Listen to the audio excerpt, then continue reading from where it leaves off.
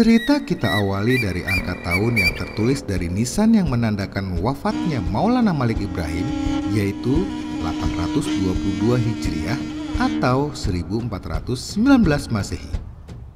Pada masa itu, tanah Jawa Timur termasuk Gresik masih dikuasai oleh Kerajaan Majapahit di bawah pemerintahan Raja Wikramawardhana.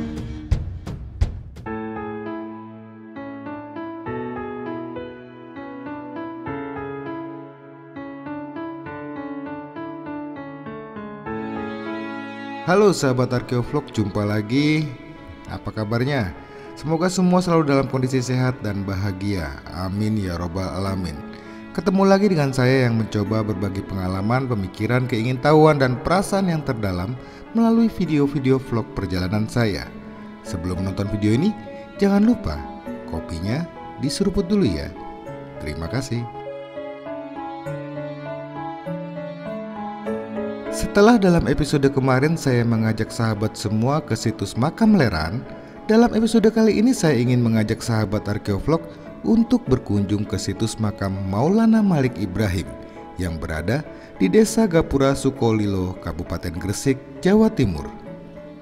Lokasinya tidak jauh dari alun-alun kota Gresik. Komplek makam Maulana Malik Ibrahim dikelilingi oleh pemakaman keluarga dan umum, dan di sebelah barat bersebelahan dengan makam Bupati Gresik yang pertama, yaitu Raden Pusponegoro beserta keluarga. Komplek makam Maulana Malik Ibrahim terbagi menjadi dua halaman. Halaman selatan dimanfaatkan sebagai aula, sedangkan halaman utara merupakan halaman utama yang di dalamnya terdapat makam Maulana Malik Ibrahim, makam Sayyidah Siti Salifah, dan makam Syekh Maulana Maghfur. Makam-makam tersebut terbuat dari marmer dan berjajar dari timur ke barat. Nisan makam Maulana Malik Ibrahim ini bertuliskan kaligrafi dengan huruf kufi yang sangat indah. Kajian tentang makam Maulana Malik Ibrahim pertama kali dilakukan oleh J.P. Mokwet, yang ini orangnya, yang berdasarkan jenis huruf dan ayat-ayat yang dituliskan pada nisan menunjukkan kesamaan dengan makam-makam Islam yang ada di Samudra Pasai yang berangkat tahun 831 Hijriah, dan makam nisan Asmat Al-Karuni yang berangkat tahun 734 Hijriah yang ada di Cambay, India. Berdasarkan persamaan tersebut, Mokwet berpendapat bahwa nisan-nisan tersebut semua berasal dari Cambay, India. Pada masa kapan makam itu dibangun? Dapat dikenali dari angka tahun yang tertera pada nisan Maulana Malik Ibrahim yang menunjukkan tahun 822 Hijriah atau 1419 Masehi.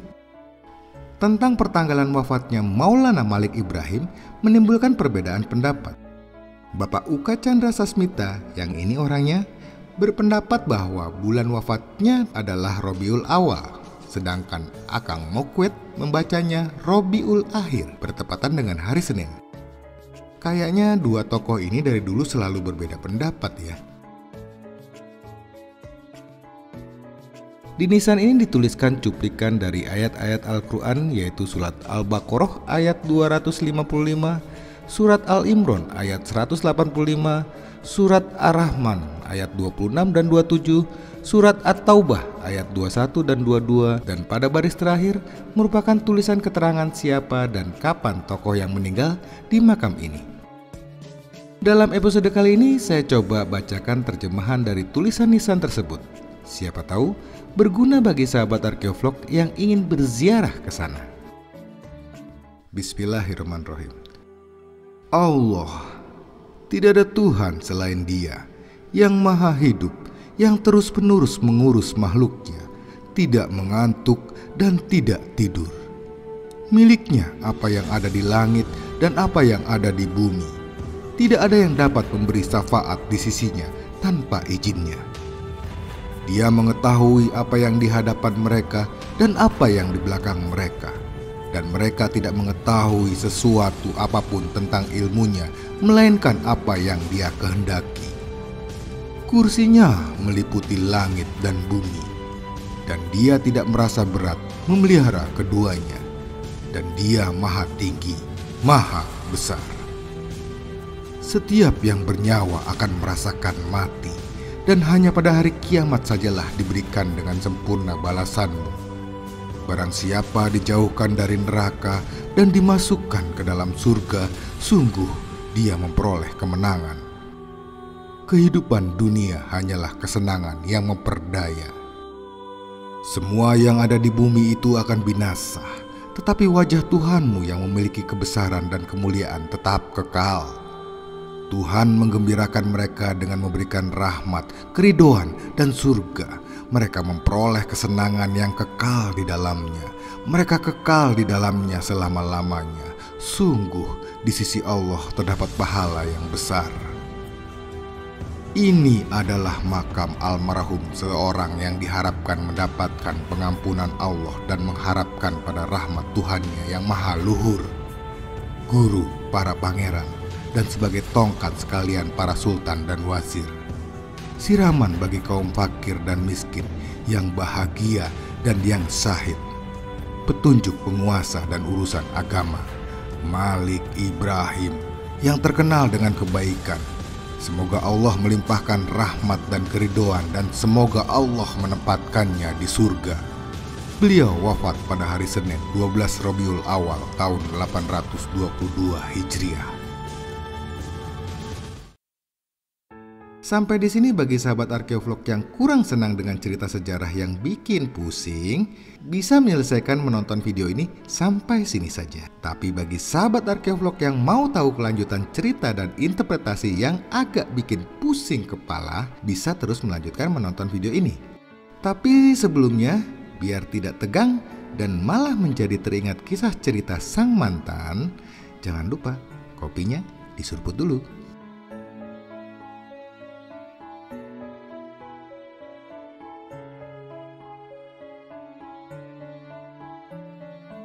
Cerita kita awali dari angka tahun yang tertulis dari nisan yang menandakan wafatnya Maulana Malik Ibrahim, yaitu 822 Hijriah atau 1419 Masehi. Pada masa itu, tanah Jawa Timur termasuk Gresik masih dikuasai oleh Kerajaan Majapahit di bawah pemerintahan Raja Wikramawardhana. Namun pada tahun itu, Kerajaan Majapahit sudah dalam kondisi lemah akibat terjadinya perang saudara di kerajaan atau yang dikenal dengan nama Perang Paregreg yang berlangsung cukup lama. Tidak ada sumber yang pasti kapan Maulana Malik Ibrahim itu lahir. Tapi yang pasti, berdasarkan angka tahun yang ada pada nisan, kita ketahui bahwa ia hidup di masa pemerintahan Majapahit. Terkait dengan asal-usul dari Maulana Malik Ibrahim, saya menemukan terdapat beberapa versi. Dalam episode ini saya akan sajikan semua versi yang bisa saya dapatkan. Namun, saya tidak akan membahas tentang versi mana yang paling benar. Mohon kebijakannya, ini hanya ditujukan untuk menambah wawasan kita bersama. Kisah pertama adalah versi dari J. Wolbers. Dalam bukunya yang ditulis pada tahun 1868, J. Wolbers menuliskan kisah tentang Maulana Malik Ibrahim dan Raja Cermin. Diceritakan bahwa rombongan Maulana Malik Ibrahim sampai di Gresik pada tahun 1380 Masehi. Maulana Malik Ibrahim mempunyai nama lain yaitu Syekh Maulana Maghfur. Sedangkan tokoh yang bernama Cermin merupakan sebagai utusan dari Raja Kedah atau Kedah. Selanjutnya para mubalik itu memperkenalkan dirinya sebagai saudagar dan berhasil menghadap Raja Majapahit. Raja berkenan di hatinya dan para mubalik itu mendapatkan anugerah dari raja. Mereka diperbolehkan menyelenggarakan pemerintahan di daerah pesisir Gresik. Mereka pun menyebarkan agama Islam dengan bijaksana dengan cara memberikan contoh tauladan dan tingkah laku yang halus dan lunak. Tak lama mereka berhasil menarik hati rakyat dan mereka pun mempunyai pengaruh yang besar terhadap rakyat. Kota Tandes yang mereka namakan Gresik menjadi kota yang maju karena banyak dikunjungi oleh para perantau dan orang-orang asing pun banyak berlabuh singgah ke sana. Pada tahun 1391 Masehi, Raja Cermin datang ke Majapahit. Ketika itu, yang menjadi raja di Majapahit bernama Angka Wijaya. Turut mengiringi Raja Cermin ke Majapahit antara lain para mubalik bangsa Arab, juga seorang putri Raja Cermin bernama Putri Dewi Sari. yang dengan kecantikannya itu dicobanya untuk memikat Raja Angkawijaya agar mau memeluk agama Islam. Namun usaha Raja Cermin itu tidak berhasil. Raja Cermin pun kembali ke negerinya, dan selama beliau menunggu pembetulan kapal-kapal yang diperbaiki di pelabuhan, banyak anggota rombongannya yang jatuh sakit, dan beberapa dari anggota rombongan yang itu ada yang meninggal, termasuk juga putrinya, Dewi Sari. Dewi Sari kemudian dimakamkan di Leran, dan atas permintaan Raja Cermin, Raja Angkawijaya kemudian membangun sebuah bangunan nisan di Leran untuk Dewi Sari. Kejadian itu terjadi pada tahun 1391 Masehi. Cerita kedua adalah dari versi J.A.B. Wiselius. Menurutnya, Maulana Makfur, Maulana Ibrahim, dan Malik Ibrahim adalah 3 nama dari 3 pribadi yang berbeda. Diceritakan bahwa seorang Arab bernama Maulana Makfur bersama dengan saudaranya yang bernama Maulana Ibrahim serta diiringi oleh 40 orang lainnya mendarat di Gresik. Adapun Malik Ibrahim adalah putra dari Maulana Ibrahim. Rombongan itu berangkat atas perintah Sultan Kedah yang bernama Muhmaeh Sadah Salam dengan maksud untuk menyiarkan agama Islam ke Nusantara. Rombongan itu pertama kali berlabuh di Gerawasi yang sekarang bernama Gresik. Pendaratan itu terjadi pada tahun 1382 Masehi. Dikatakan bahwa tahun itu bukanlah tahun pertama orang-orang Arab mendarat di Jawa, karena menurut catatan orang-orang Tionghoa yang datang ke Jawa pada abad sebelumnya, mereka telah menjumpai adanya orang-orang Arab di Jawa. Cerita ketiga adalah versi Profesor Husein Jayadiningrat. Menurut beliau, Maulana Makfur bukan satu atau sama orangnya dengan Maulana Ibrahim seperti keterangan dari J. Wolbers.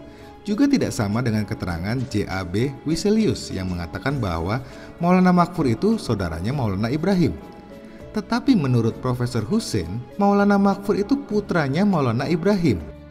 Dikatakan selanjutnya bahwa menurut penuturan Raffles, Maulana Ibrahim itu seorang ahli agama dari Arab, cucu Zainul Abidin dan cicit dari Nabi Muhammad SAW. Mereka mendarat beserta rombongan di Leran yang termasuk wilayah Jenggolo ketika itu.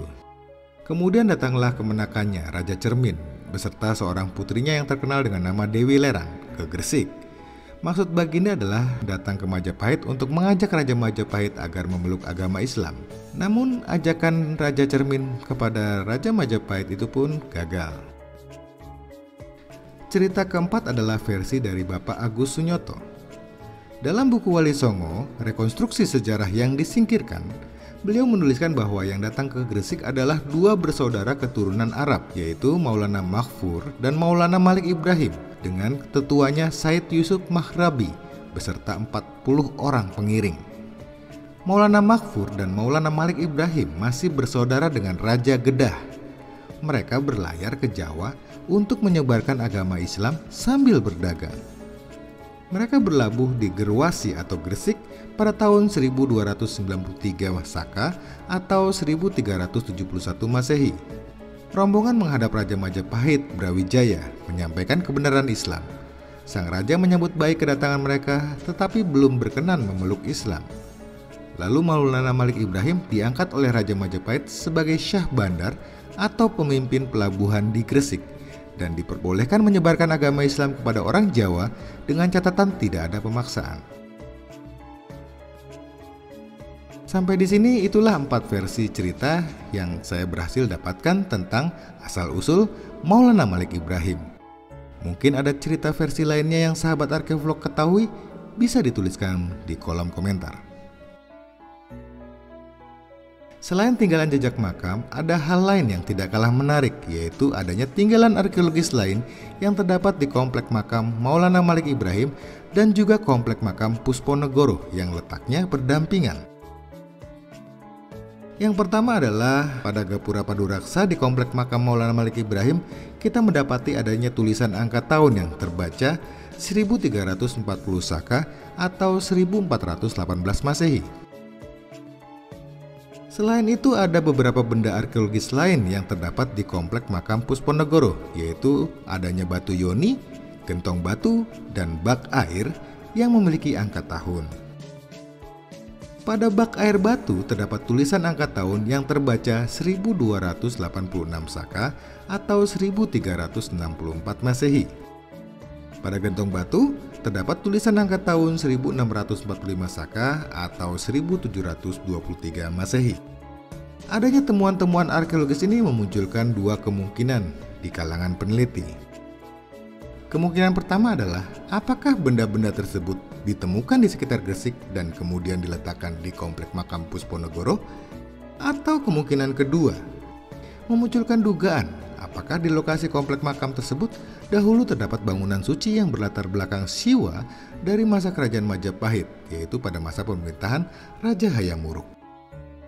Kalau bagi saya, kemungkinan pertama ini adalah yang paling memungkinkan karena benda-benda seperti bak air dan yoni termasuk benda-benda yang mudah terpindahkan. Benda itu kemungkinan diselamatkan oleh Raden Pusponegoro dan menjadi koleksi pribadi. Dan ketika ia wafat, beberapa koleksi pribadi beliau kemudian diletakkan di komplek makam oleh pihak keluarga. Tapi ini baru dugaan saja ya. Bagi saya yang cukup menarik adalah adanya perbedaan selisih 1 tahun antara angka tahun yang ada di Gapura dengan angka tahun yang ada di nisan Maulana Malik Ibrahim, di mana Gapura itu dibangun pada tahun 1418 Masehi, sedangkan angka tahun nisan menunjukkan tahun 1419 Masehi.